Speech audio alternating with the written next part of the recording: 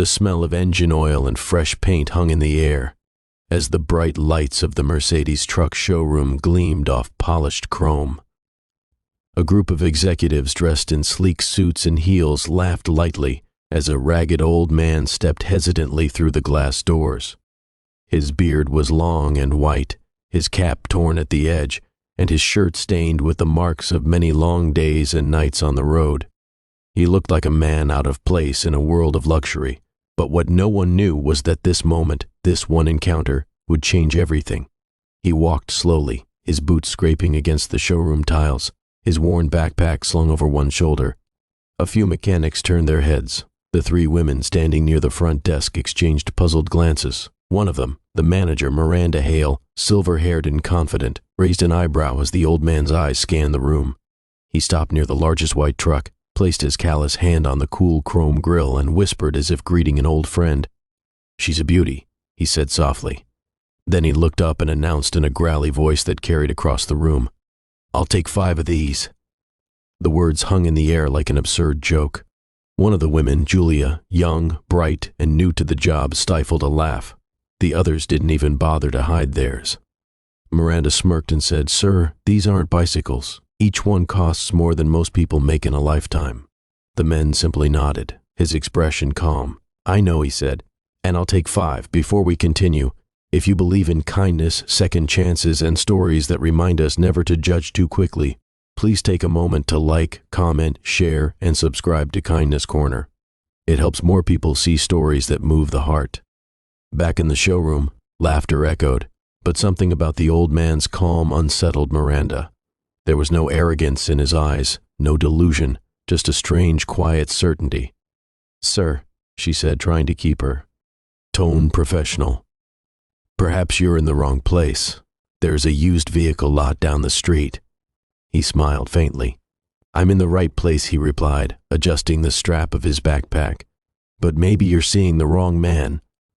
They turned away, whispering to each other as he walked toward the coffee machine in the corner, pouring himself a small paper cup of water. No one noticed that his hands, though rough, moved with the steadiness of someone used to handling heavy machines. No one knew that those same hands had once steered convoys through desert wars, built engines from scraps, or carried his only son's coffin down a muddy road years ago. His name was Harold Brinley, once an engineer, a soldier, a husband. Life had taken everything from him. His wife, Clara, had passed away in a hospital he couldn't afford to keep her in.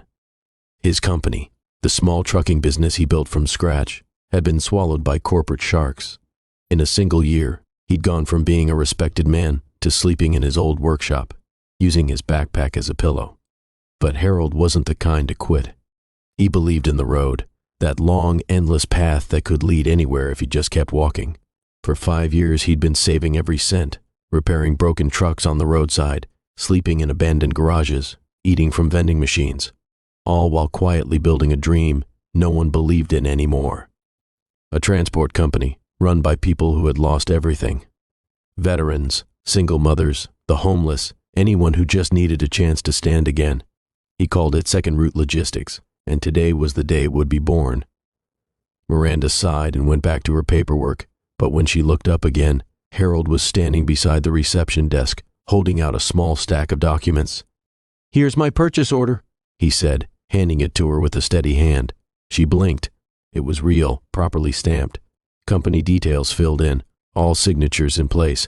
Julia leaned closer, reading aloud. "Second Route Logistics Incorporated." Miranda frowned. "Who authorized this?" she asked. "Our finance division will need," but then she froze. The signature at the bottom was one she recognized. Her eyes widened. It was from the regional head of Mercedes Commercial Partnerships himself, a man who only approved orders of exceptional clients. Miranda looked up at Harold, stunned. How did you get this?" she whispered. He gave a tired smile. "He was my student once," he said softly. "Back when I still taught mechanical logistics, I fixed his trucks before he had a company to run." Silence filled the room. The laughter from earlier now felt heavy, shameful. Julia lowered her eyes. The third woman, Serena, stepped forward and said quietly, "Mr. Brinley, I'm so sorry but he raised a hand gently. "No need," he said. You were only doing what the world teaches, to see with eyes, not with heart. The next hour was a blur of activity. Papers were verified, calls made, and within moments, everything checked out. Harold wasn't some delusional wanderer. His payment had already been wired. He wasn't buying 5 trucks to boast, he was building a future. Later that afternoon, as the showroom emptied and the lights softened, Harold walked slowly toward the delivery bay. Miranda followed him quietly. "You know," she said after a long silence, "I judged you the moment you walked in. I saw your clothes, your hands, your bag, and I thought you were just another old man with a dream too big for reality." He looked at her and smiled.